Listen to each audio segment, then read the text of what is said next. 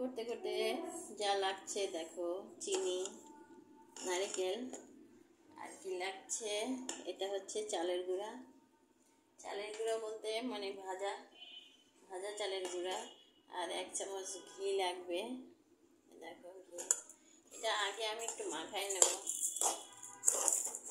চুলায় দেওয়ার আগে আমি এটা মাখাই নেব।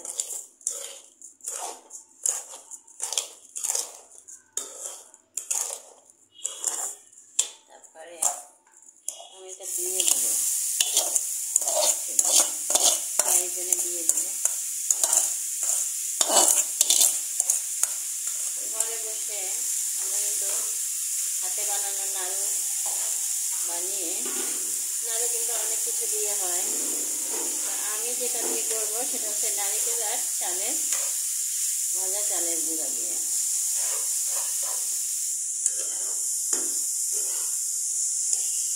আমার এই ঘিটা কিন্তু 1 চামচ দিতে হবে।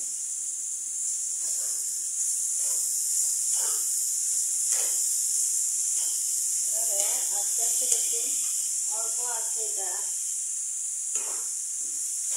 নাড়াতে হবে। যখন দলা পেকে আসবে তখন চালের গুঁড়োটা দিতে হবে। দেখো দলা পেকে আসছে, লক্ষ্য করতে হবে যেন পুড়ে না যায়।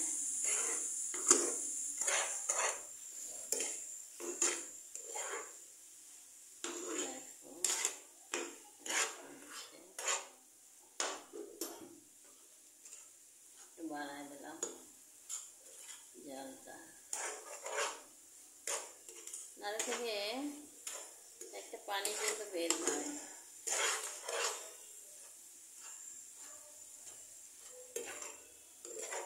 পানিটা শুকিয়ে যেতে,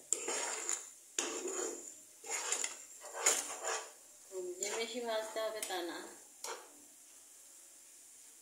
হয়ে যাবে।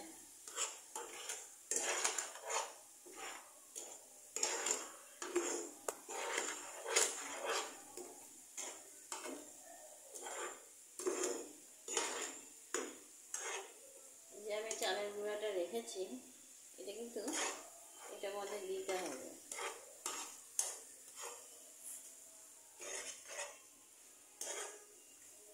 আগে একটু মাখিয়ে নেব অল্প অল্প করে। দেখো মাখা হয়েছে, আবার মাখাবো।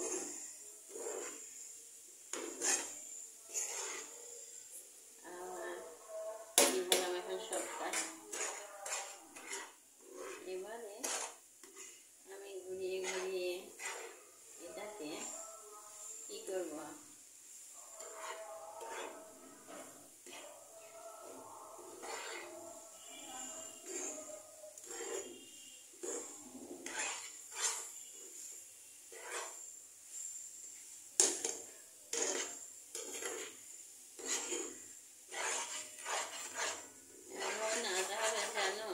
দাগ না লাগে।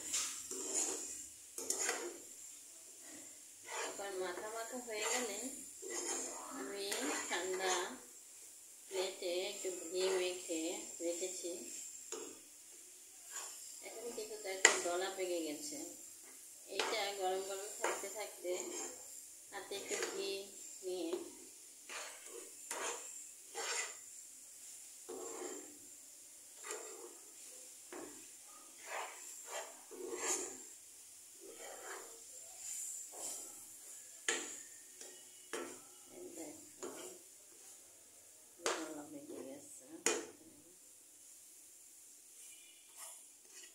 প্লেট থেকে হাঁড়ি থেকে বেশ দলাটা এক জায়গায় হয়ে গেছে। এখন এটাকে আমি জালটা বন্ধ করে দিলাম। তারপর ঠান্ডা ঠান্ডা হাতে একটু একটা ব্রাশ করে এরকম একটা প্লেটে আমি একটু ঘি মেখে নিয়েছি। আর ঘিটা হাতেও লাগাতে হবে, হাতে লাগিয়ে যাতে হাতটা পুড়ে না যায়, একটু হালকা হালকাই থাকতে, কুসুম কুসুম গরম থাকতে হাতে তেল ব্রাশ করে সুন্দর করে। এটা কিন্তু এখনও গরম, এই দেখো এটা যখন একটু ঠান্ডা ঠান্ডা হবে